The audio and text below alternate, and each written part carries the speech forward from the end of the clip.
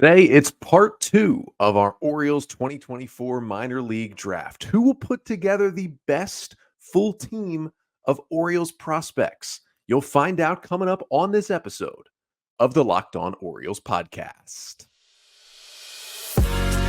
You are Locked On Orioles, your daily Baltimore Orioles podcast. Part of the Locked On Podcast Network, your team every day.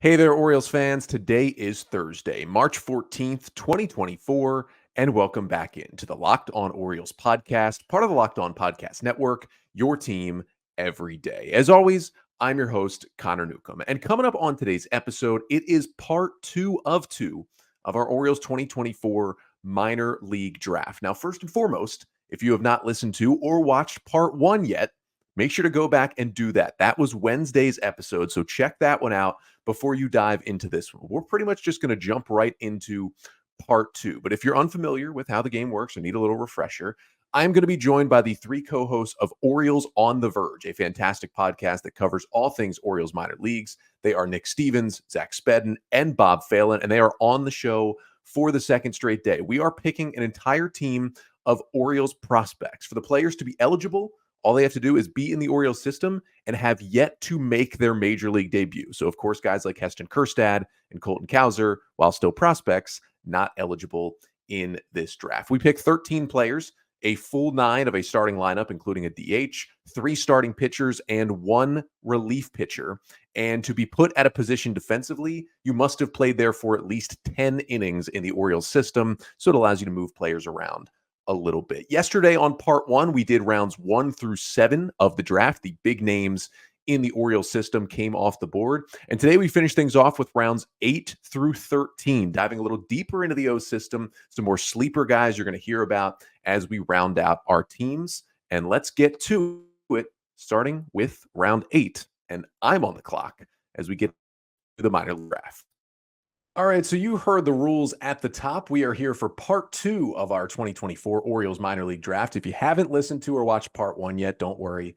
It is there. It is up yesterday, the YouTube page. Anywhere you get your podcast, Locked On Orioles, go back and check that one out first. But we've got Nick Stevens here. We've got Zach Spedden here. And we've got Bob Phelan here. They are the co-hosts of Orioles On The Verge, another fantastic Orioles podcast that you should be checking out. And we are going to do rounds 8 through 13 to finish off our minor league draft here. But first, we want to let you all know and kind of recap how we did in part 1 of this draft. And I will kick us off with what my team looks like right now. I basically rated the pitching market to begin this draft. So my rotation is set with Chase McDermott, Cade Povich, and Justin Armbruster, essentially the top 3 in the Norfolk rotation to begin the year. And then around the diamond, I got my catcher in Silas Ardzway. And then I've basically got my shortstop in Luis Almeida, my third baseman in Max Wagner. And right now I've got Billy Cook in the outfield, although we know he could float to a number of positions if I need him to. And I'll toss it over to Nick for his roster so far.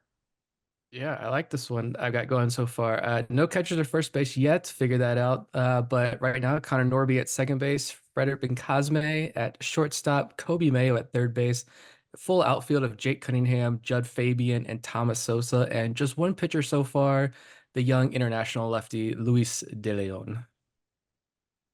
This year's winning team has Samuel Basayo at catcher, Creed Willems at first base, this year's international breakout prospect, Leandro Arias at shortstop, last year's first-round draft pick, Enrique Bradfield Jr. in center field, and Dylan Beavers in right field. And pitching's not doing too bad over here either. Jackson Ballmeister and Alex Pham constitute the rotation so far. I had the first overall pick, and I took advantage of that and took Jackson Holiday. He's joined on the left side of my infield by Jocelyn Lorenzo. My outfield is set with Matt Horvath, Matthew Etzel, and Braylon Tavera. And then 2/3 of my rotation is complete as I grabbed Seth Johnson and Trace Bright in part 1, needing to fill in catcher, first base, DH, and the rest of my pitching staff in this part of the draft. So we are going to kick it off with round 8 here, but we've got some breaking news as we've been recording, which is somewhat related to the Orioles, although they weren't involved.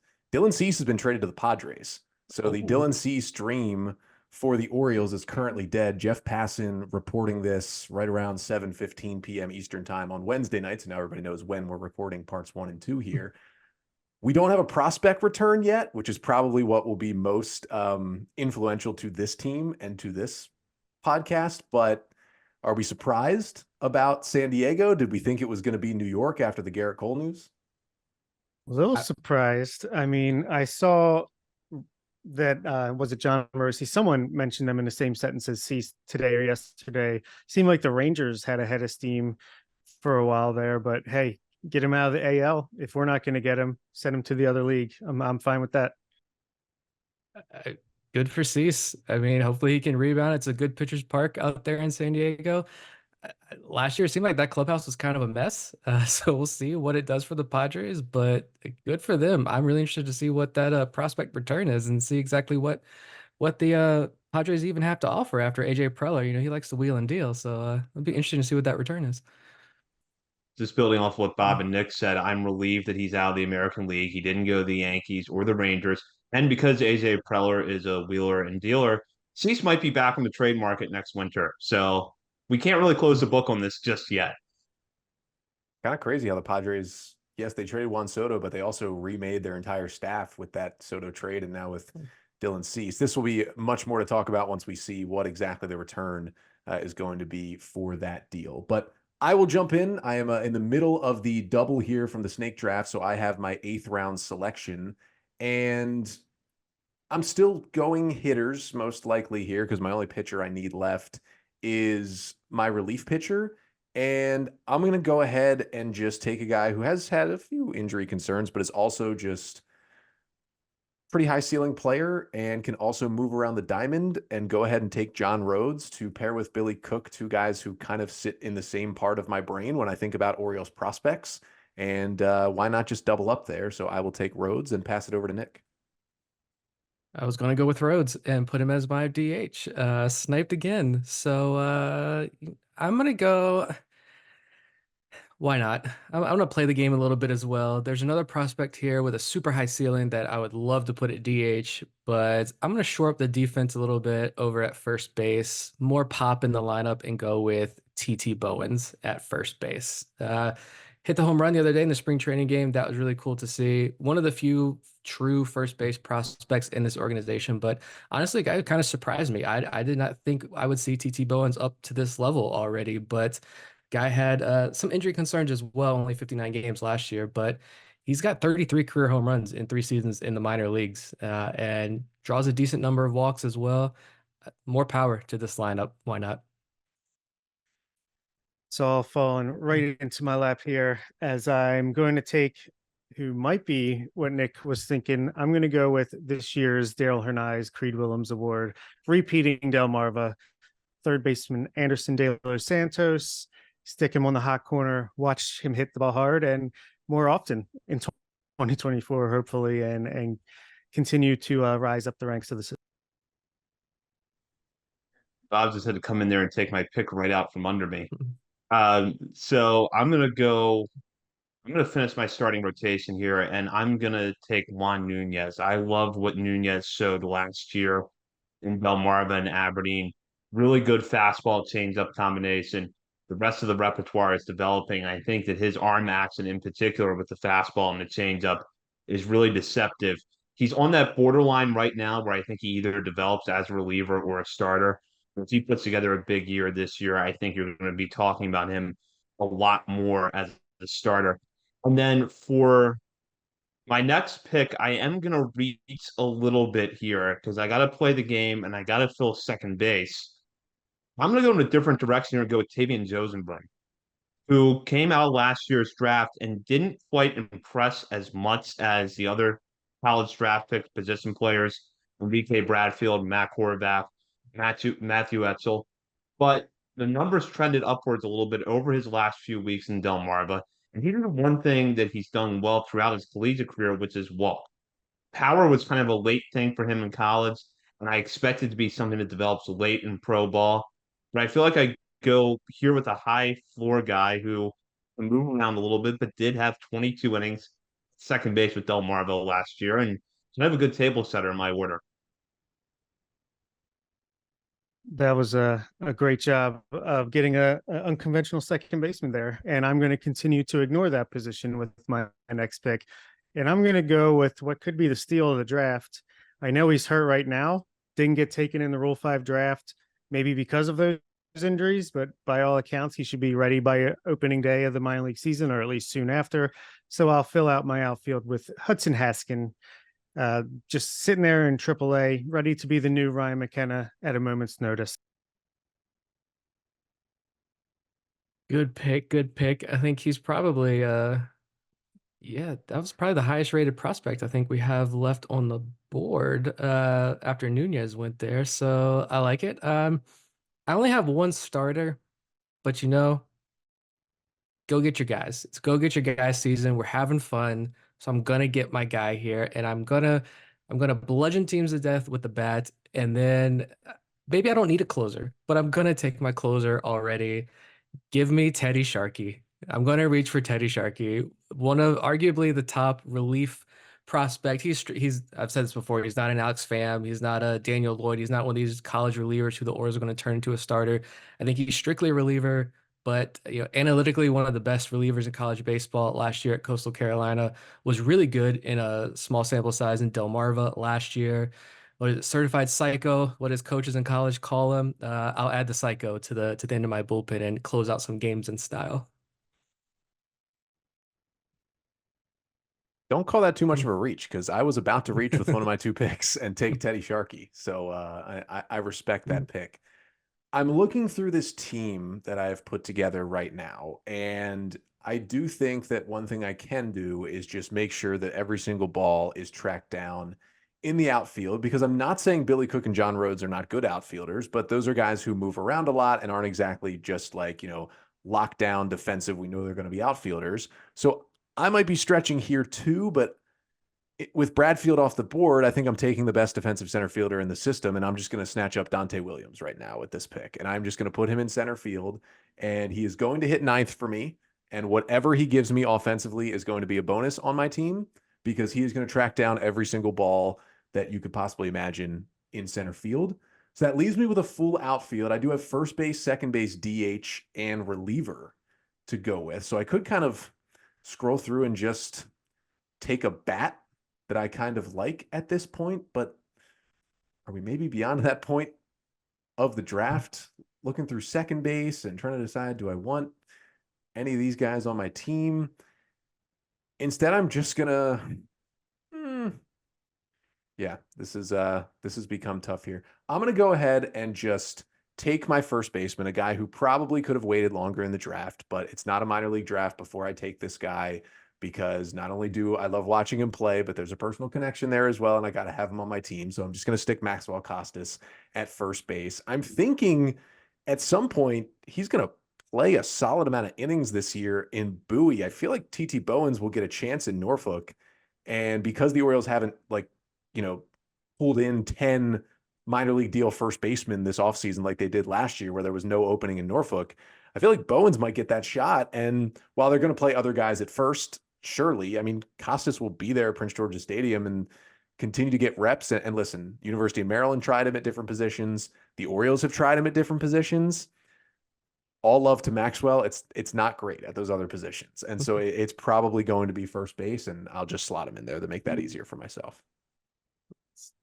Good pick, because I was thinking about putting him at my DH, because I just need catcher and DH. And so I was looking at that after John Rhodes went, who was going to be my other DH.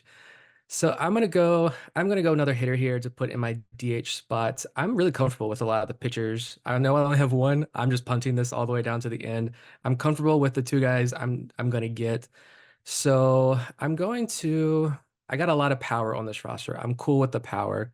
So I'm going to shore up the defense a little bit, because with having Frederick Cosme at shortstop, I'm going to shore up the defense a little bit, and I'm going to go Jalen Vasquez, shortstop, 20th round draft pick last year. We just talked about him a lot on our podcast this week as a guy who didn't crack our top 50, but a young, athletic, left-handed hitting shortstop. Looked pretty good defensively at second base and shortstop as well last year, but in Delmarva, just pull up here, 24 games in Delmarva last year after being drafted, had a 409 on base percentage, 822 OPS, 17 walks to 19 strikeouts, a couple stolen bases as well. Give me the young left-handed hitter, shore up the defense a little bit. So we putting him at short and we moving somebody, or we putting Ben Cosme at DH? Yeah, let's do that. Why not? I like Vasquez's defense better at short. So we'll get back to our Orioles minor league draft with the guys from Orioles on the Verge in just a moment. But first, this episode of the Locked On Orioles podcast is brought to you by Amazon Fire TV. Fire TV is your destination for sports, from live games to highlights to in-depth analysis. Fire TV offers amazing viewing experiences with smart TVs, as well as the Fire TV Stick, which is my personal favorite. You can just plug it into your existing TV, and it provides access to millions of movies, TV episodes, as well as free and live TV. And that includes sports. So whether it's opening weekend for baseball or the college basketball tournament, you're going to want to have Fire TV. And the Fire TV channels, well, they deliver a constant supply of the latest videos from your favorite sports brands, all for free. And that includes all of us at Locked On, and most of the big pro leagues and college conferences as well. So you can check out Fire TV channels on Fire TV and Alexa devices. And if you haven't checked out the Fire TV channels, you should. Trust me on this one. And to learn more, visit www.amazon.com/lockedonfiretv. And today's episode of the Locked On Orioles podcast is also brought to you by FanDuel. Say goodbye to busted brackets, because FanDuel lets you bet on every game of the tournament. Whether you're betting on a big upset or one seed, it's time to go dancing on America's #1 sportsbook.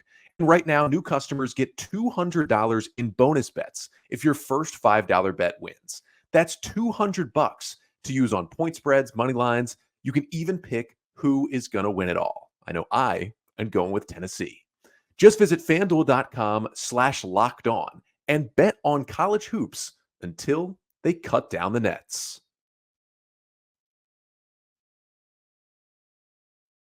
Okay, this is interesting, and I feel like I'm in a tough spot because I'm going to go reliever here, and I'm going to go with the guy who I enjoyed an interview on this very podcast last week, and that's Keegan Gillis. I think he's a guy that could be mini mountain-ish, just like I said on our podcast this week. Just let him join the mountain range. 6'8", high 90s fastball, splitter. I think he's going to move fast. Could potentially be in Baltimore by August, September, if things go his way and maybe don't go the Orioles' way as far as injuries and stuff. So yeah, I'll take Keegan Gillis here. I really want to round out my position players with these next two picks. So I'm going to settle first base and go with Shane Fontana, who's primarily known for bouncing around the outfield, but did get a lot of time in at first base with Bowie last year.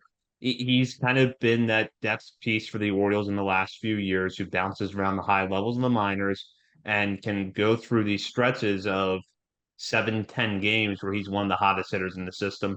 I know a lot of our listeners love the guy, so put him at first base. And then I will fill out the DH spot with someone who the three of us are high on, but that hasn't really been able to put together a healthy stretch yet, and that is Trendon Craig.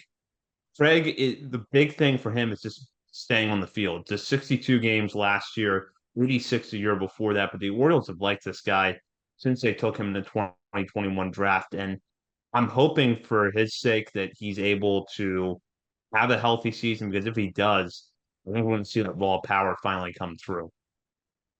Zach, you've got Etzel, Tavera, and Horvath currently in the outfield. Do you want to put Craig in one of those spots and move somebody to DH?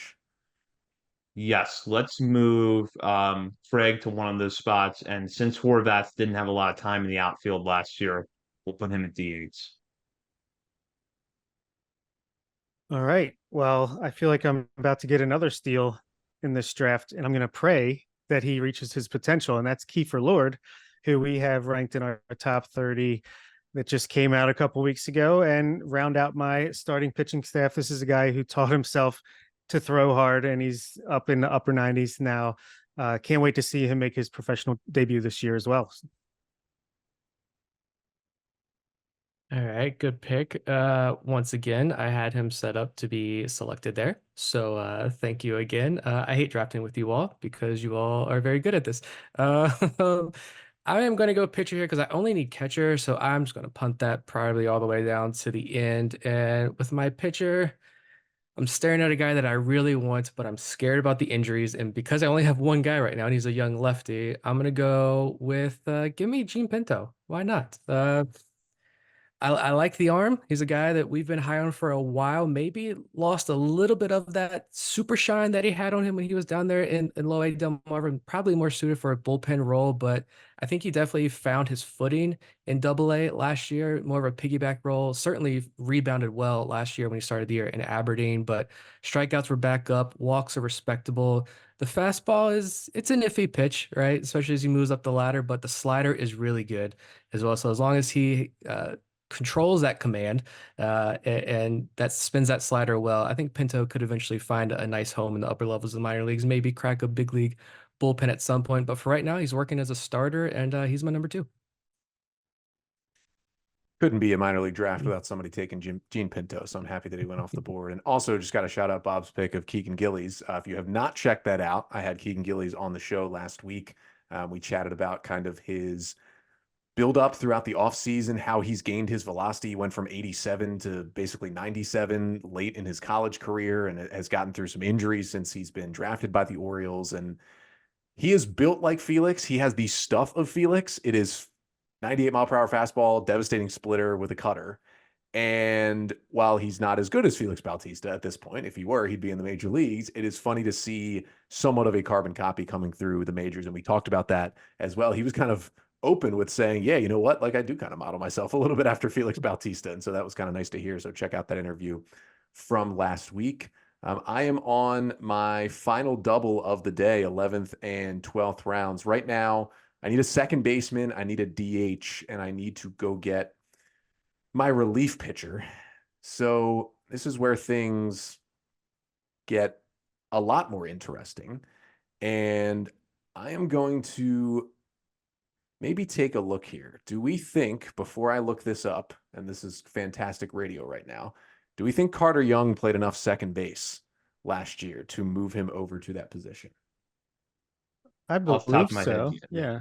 Yes, he did. Wow, he played 200 innings at second base. All right, I'm going to bank on the fact that Carter Young, who was a tippy top high school prospect, now maybe not draft prospect, but in terms of a recruit, coming to Vanderbilt or what was it, LSU, then Vanderbilt, he was bouncing around there, and he was highly touted bouncing around the SEC. And then his last year before the draft, he was just not the same player. And the Orioles said, well, let's take some leftover money. Let's pick him at the end of the draft. Let's bring him in.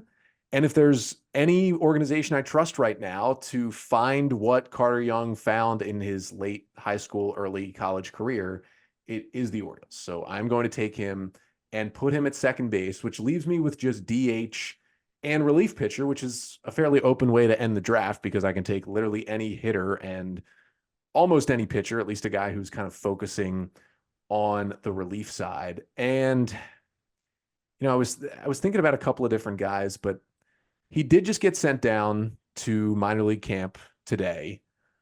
But I am just so intrigued by Wanderson Charles that I am just going to go ahead and take him as my relief pitcher. I didn't expect him to make the team out of camp, but I honestly expect him to pitch for the Orioles at some point this year. You think about how good the Orioles were last year, and there were guys that got to the big leagues relief-wise who were then, you know, like Reed Garrett, who got a couple of chances in the big leagues with the Orioles, where it's like, at some point they're going to give Charles a shot because you just need arms. And I think he'll show enough stuff, and I would like to have him coming out of the back end of my bullpen. All right. Lots of good relief options for sure. I need one more starter and a catcher. And there are a lot of pitchers that I honestly really love and I would like to have in my rotation. And again, I'm looking at a guy who is oft injured and I really want to take him, but we're having fun. So I'm going to go get my guy again. And I'm going to round out my rotation with Zach Peak. Why not? Coming off Tommy John, he had Tommy John in 2022, worked his way up to Bowie and was looking so much better. We talked about him a lot and how he just looked more like a professional pitcher when he got to the Double-A level. The strikeouts weren't as high, but double play ground balls were pretty consistent. He was working out of jams effectively. pitching well, and then Tommy John happened, so missed the rest of 2022 after only like 11 starts.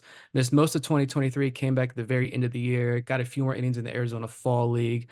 But so the numbers, they are what they are last year. They're rehab innings. Hopefully, further removed from Tommy John surgery, peak. He can run up into the mid 90s. Got a couple good secondary offerings as well. He was looking more like a bona fide starting pitching prospect before the surgery. So hopefully, in further removed from surgery, he's looking healthier and has a nice rebound year this year. We love our guy Zach Peak, so I'm not going to fault that pick at all. But the Orioles stole this guy from the Yankees in this year's international free agency period, and I'm going to go ahead and steal this guy from you, all fellow drafters. Steven Martinez, recent signee in January 2024, big bopper, can play the outfield, has the big arm, but also just has that huge power bat. And we know what the Orioles can do with hitters that can hit for power that were about to sign for the Yankees before we snuck in. And that would be the other guy, Samuel Basallo, followed in those footsteps as well. So yeah, I'll take the big 16, 17-year-old power hitting outfielder for DH. I need to round out my team with a catcher and a reliever, and I'm going to go with the reliever first. I'm going to take Yaki Rivera. I was really impressed with what Rivera did between two levels in the minor leagues last year. Struck out over 30% of batters that he faced, both at Delmarva and Aberdeen. The walks are a real issue with him, but you can see the stuff of a possible front line reliever there. And the guy is only 20 years old. In fact, he's not going to turn 21 until July. So you got a chance that if he gets that, probably goes back to Aberdeen to start the year. But if he can cut the walks back, I could see him in Bowie by midsummer. He'd be a 20, 21-year-old reliever out of the Double-A bullpen. I feel pretty good about his future, and I think he's going to have a nice 2024. And then at catcher, I'll go with Maverick Hanley. Just as solid of a defender as you can get. The offense is not eye-popping. There's nothing in the numbers that really jumps out at you, but he can square up on the ball from time to time, and I don't think is completely overmatched at the plate. So I'll take him. We'll jump back into the final few rounds of our 2024 Orioles minor league draft with the guys from Orioles on the Verge in just a moment. But first, this episode of the Locked On Orioles podcast is also brought to you by Prize Picks. Now, football season may be over, but the action on the floor is heating up. Whether it's tournament season or the fight for playoff home court, there's no shortage of high-stakes basketball moments this time of year. Get in on the excitement with Prize Picks, America's #1 fantasy sports app, where you can turn your hoops knowledge into serious cash. You can win up to 100 times your money on Prize Picks with as little as 4 correct picks. All you have to do is pick more or less on the stat line for any amount of given players. I'm looking at the college basketball slate here on Thursday, and I'm looking at Florida State and North Carolina. Jameer Watkins, the star for Florida State, dropped 30-plus points in their first-round win. His more or less for points plus rebounds plus assists is 24.5. He's going to do all he can against the Tar Heels. I'm taking more on that from Jameer Watkins. And if you want to get in on that selection, you can download the app today and use code LOCKEDONMLB for a first deposit match up to $100. Again, just download the Prize Picks app and use code LOCKEDONMLB for a first deposit match up to $100 at Prize Picks. Pick more, pick less. It's that easy. Very nice. This year's international free agent period was so nice. I'm going to dip into it twice and go with Emilio Sanchez for second base. I was very close to just going with my guy, Aaron Estrada, who I've been a big fan of since he was signed and broke out a couple years ago. I think he's going to have a good year in Delmarva, but give me the higher upside, the guy that signed for more than $1.5 million. Don't know exactly. Switch hitting middle infielder with power and hit tool and all the tools. So I'm going to just give faith in Kobe Perez and have a nice international infield to round things out. All right. Last pick for me. I need a catcher. Considering my pitching staff, I could probably afford a nice defensive catcher, but they're all kind of gone. So I'm going to go offense again. Couple good options here. Adam Retzbach, Connor Pavoloni. but I'm going to go younger and international, and I'm going to go with Anudis Mordon as my catcher. He is just 19 years old, 6'1" catcher. From what little we do know about him, I don't think the defense is great, and he's probably more first base long term. But you know what? Again, I'm just going for the home run power. 41 games last year, only 3 of them were at Delmarva, so most of that was in the FCL. But he did hit 8 home runs and had a 915 OPS.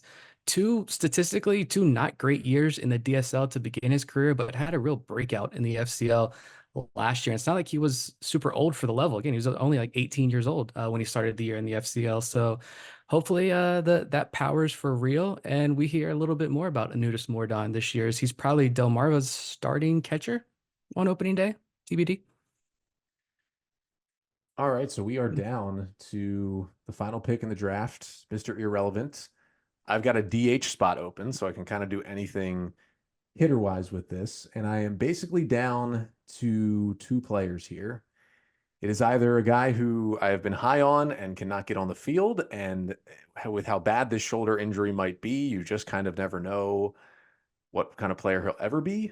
And because of that, unfortunately, I'm going to stay away. And I'm going to go with someone I bet nobody even considered in this draft because he doesn't really fit the bill of what we're doing here, but technically he fits in the parameters. You could argue that besides the tippy top prospects who have impressed us so much, the most electric player in Orioles camp this year has been Errol Robinson. And I am going to go ahead and add Errol Robinson to my team. Now, I'm unsure if he's going to DH. He's probably going to take the spot of somebody in that infield. But what he's going to do is bounce between Bowie and Norfolk this year and just fill in whenever somebody needs a day off, fill in whenever somebody's hurt. I doubt he makes it to the big leagues. He still has never debuted despite the fact that he's 28 years old. That's why he's still eligible in this draft despite being with other teams.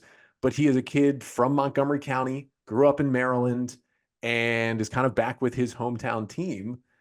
And to be honest, I thought final pick of the draft rewards somebody who just also got sent down to minor league camp on Wednesday after beginning in minor league camp, getting a locker at big league camp because they were so impressed with him. And then, of course, being sent down again. But he will provide me a spark. He will steal bases. He will play good defense. And I think he has a walk-off hit in spring training already as well. So something for people to watch on my team to round this out. So there it is. We have drafted, and I will spin it back to Zach to read out to the people who you've got on your team. And if you are watching this on YouTube, you'll be able to see Zach's team in a little graphic here on the screen. But Zach, tell us for especially the podcast audio audience who you've got on the Zach squad for 2024. Well, the team is headlined by the first pick overall, Jackson Holiday. But looking at the rest of the infield, I have Shane Fontana at first base, Tavian Josenberger at second, Jocelyn Lorenzo at third. My outfield is Trendon Craig in left, Matthew Etzel in center, Braylon Tavera in right, with Matt Horvath as my DH.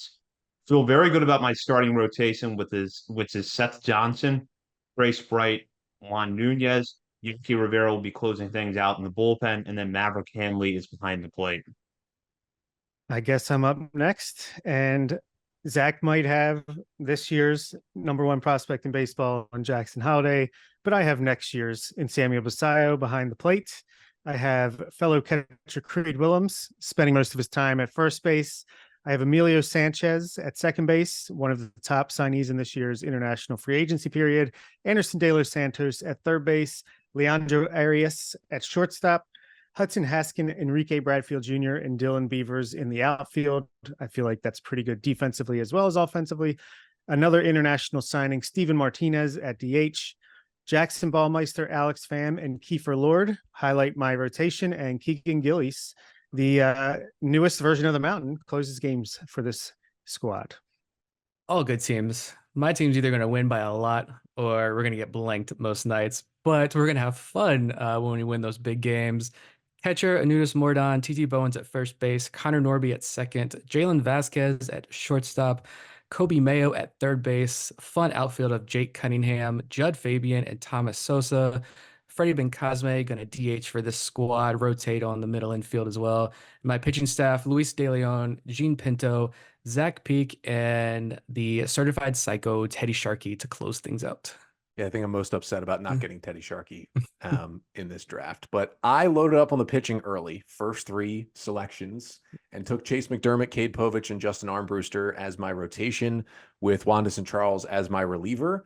I think that is pretty much the top 3 starters and the closer for AAA Norfolk when this year begins. So for a minor league draft, I'm feeling okay about that pitching wise. And then throughout my infield, Silas Ardway is my catcher, bringing me good defense. Maxwell Costas, my guy at first base. We're trying out Carter Young. This is going to be the breakout year at second. Luis Almeida, hopefully we get to see why he signed that big deal at shortstop. I'm moving Errol Robinson to third base. He's bringing me a spark plug. He's bringing me maybe not a lot of offense, but some defense and some stolen bases. I've got Billy Cook in left field for the power, Dante Williams in center for the defense, and John Rhodes for a little bit of everything in right field. And then I just decided to move Max Wagner to DH because I want him to solely focus on hitting bombs for my team this year. And that is exactly what he is going to do. So that will do it for our minor league draft parts 1 and 2. You saw the rosters. You heard about the rosters for everybody. Now it is up to you all to decide who drafted best. And you may think, well, we probably shouldn't decide this until after the season. That's probably true. But it's more fun if we just take wild hot takes from before the season starts and decide who wins. So there will be a poll on the @LockedOnOrioles Twitter account. You can also let us know right here in the YouTube comments. Like, comment, and subscribe to the Locked On Orioles YouTube page and the Orioles on the Verge YouTube page, and put in the comments here who you think has the best team. Nick, Zach, and Bob, thank you guys so much once again for coming back for this minor league draft. It was fun this year. It was certainly a different group of players that we put on these teams from last year, but I think that shows that not only do the O's have a great system, but they are graduating players into the major leagues as well, which really gets to the end goal, which is this team hopefully winning a World Series sometime soon here. Absolutely. Thank you for having us. It's always a blast talking baseball with you, Connor. One of my favorite things to do it. It's a good sign that real baseball is right around the corner, a couple days away now. So it's fun. I'm excited to see these teams in real life action now. Thank you, Connor, and I'm feeling good about my chances this year. Bob, before we go, just let everybody know where they can find your podcast if for some reason they listen to this one and not yours. Oh man, Zach's usually the one running down this list of things. Oh, I can swing it to Zach. I can swing it over to Zach. You can pass it. Yeah. I think I could handle it. I've heard him say it a bunch. No, you can find us wherever you get your podcast at Orioles On The Verge. Just search that. It'll pop up. On the YouTube, we're trying to get people over there as well. Orioles On The Verge. Just search there at The Verge Pod on Twitter. We're Orioles On The Verge on Threads, Instagram. All right, Zach, you do the rest. OriolesOnTheVerge.substack.com is where you can find our Substack. We're also over at Patreon, and Orioles on the Verge is part of the Believe Podcast Network. So our big thanks again to the 3 co-hosts of Orioles on the Verge, Bob Phelan, Nick Stevens, and Zach Spedden for joining us for each of the last 2 episodes to do our 2024 Orioles minor league draft. So now it is up to you all. You saw the teams if you're watching on YouTube. You heard the teams if you're listening to this. Now you can vote on them. There will be a poll up at some point on Thursday on the Locked On Orioles Twitter account to vote on which team you think was best. You can also vote right here in the YouTube comments. And of course, make sure to like, comment, and subscribe to the Locked On Orioles YouTube page and let us know, hey, who drafted the best team of 13 Orioles prospects? We've got one more episode to get to this week. That's coming up tomorrow. And we're going to talk about a lot on our Friday podcast. We're going to break down the 2 minor league games that the Orioles are playing here on Thursday. The first one, just a regular game against the Pirates. And then the other one on Thursday night is the first spring breakout game of the year for the Orioles. They are taking on the Pirates. It's going to be Paul Skeens versus Jackson Holliday. It's all prospects across the board, a new initiative this year by MLB. It's going to be a lot of fun. It's going to be broadcast on MLB Network as well. And I'll break down everything I see from that.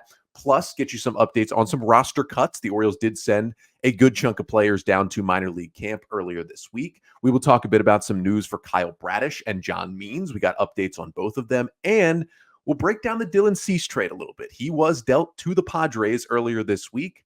And we'll talk about, okay, could the Orioles have made that same package that the Padres did to get Cease? We'll break it all down on tomorrow's episode. But until then, I'm Connor Newcomb.